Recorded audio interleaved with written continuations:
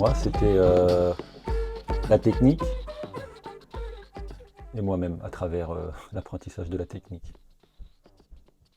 J'ai toujours du mal à être indulgent, à être patient. Donc à chaque fois, bon, ben, comment je vais réagir dans cette formation? Je vais apprendre de nouvelles choses, le mettre en pratique, expérimenter. Dès que j'arrive pas, comment je réagis? Donc à chaque fois, c'est des situations ben, qui reviennent. Ce que j'ai exploré pendant ce stage est sûrement beaucoup plus, du coup, enfin, j'ai exploré beaucoup plus que ce que j'avais envie.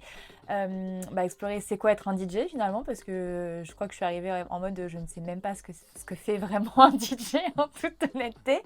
Donc, à quoi servent tous ces boutons? Qu'est-ce qu'on fait en fait?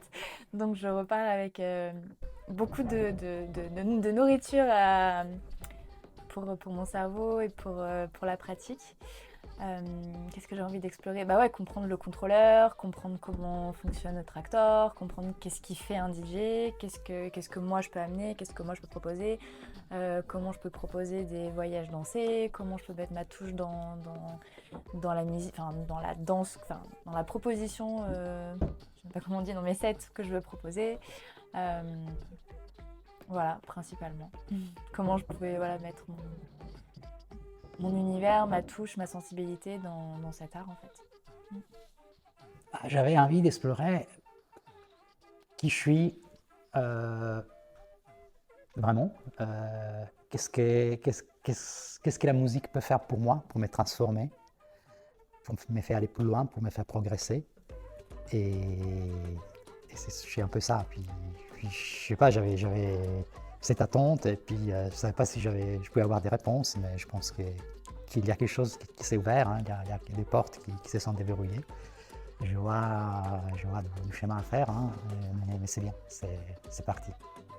Je rêve d'être DJ depuis toute petite. J'ai grandi sur les dance floors de boîtes de nuit parce que c'était un peu la famille qui tenait la boîte de nuit qui était à côté de la maison. Et voilà, je rêvais d'être à la place du DJ, j'avais 12 ans quoi. Mais c'était un rêve, pas quelque chose que je voulais réaliser, c'était un rêve. Voilà. Et puis là, je sais pas, ça s'est imposé. J'ai dit pourquoi pas, mais j'attendais rien de particulier. J'aime beaucoup découvrir des choses juste par curiosité. Là, ouais, c'est c'est énorme ce que j'ai découvert. Et je m'attendais pas du tout à ça. Mais de toute façon, je m'attendais à rien. Donc voilà. J'avais envie d'explorer le monde de la musique, euh, explorer les outils qui pourraient faire qu'après je vais encore plus m'explorer moi, parce que là on s'est exploré soi-même, mais quand même assez peu. On était beaucoup dans l'exploration de la musique, de la technique, du jigging, beaucoup du corps, de soi aussi, mais il y a des moments je le faisais pas, je l'ai fait un petit peu, mais je le voyais vraiment, je le projetais. Ce moment où un soir, hop, je me mets devant mon ordi, je mets du son, vraiment être dans son univers, je le voyais plus après pour l'exploration de moi en tant que DJ. Et puis là, c'était vraiment plus comme les bases et un peu explorer un petit peu tout ce qu'on a fait pendant le stage. Bah déjà, c'était les bases, voir toutes les bases du DJing, le contrôleur, le logiciel, comment on crée une extatique, la vague, etc. Toute cette partie-là. Après, moi, j'avais envie déjà d'aller plus loin. J'aurais bien aimé qu'on parle d'un peu plus de l'organisation, d'extatique d'événements, etc.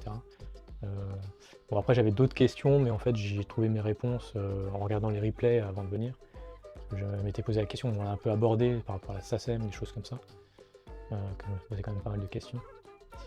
Donc voilà, je pense que j'étais peut-être un peu trop impatient, on va dire.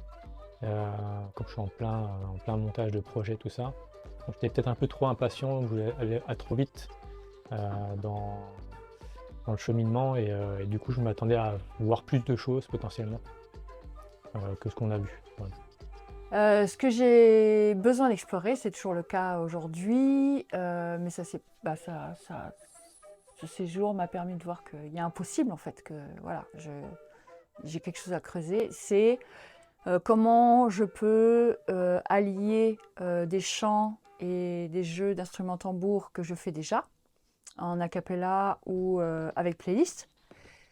Mais sauf que là, j'avais vraiment cet appel de moi-même gérer mes playlists et mon fond musical.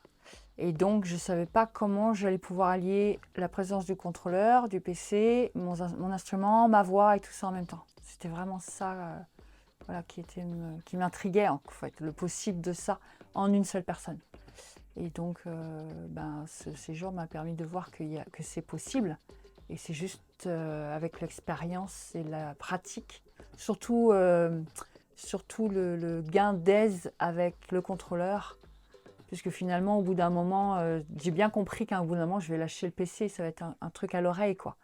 Qu'il y a un moment où je vais pouvoir vraiment m'autoriser, du coup, instrument et voix, quoi. Donc, je sais que c'est possible. Voilà, là, je perçois que c'est possible. Donc, ça répond à mon besoin. Bon, je voulais explorer cette façon de partager sa musique. Pour le coup, là, vraiment, d'être dans un univers musical qui se compose d'artistes, de références autres que soi. Vu que jusque-là, je mettais en place des choses en tant que créateur musical. Et là, maintenant, je voulais aussi, et ça m'a vraiment fait tilt lors des festivals que j'ai fait, de me dire que c'est un espace tellement libre que je pouvais justement vraiment exprimer la diversité de l'univers musical que j'ai en tant qu'auditeur aussi. Et donc voilà, je savais qu'en venant dans une formation comme ça, c'était pour justement explorer tout cet univers musical et pouvoir l'exprimer après devant un public et partager ça, créer ces espaces-là. C'est ça que je voulais explorer ici et forcément apprendre de la technique, tout ça, pour pouvoir mettre en forme tout ça, quoi. Donc voilà.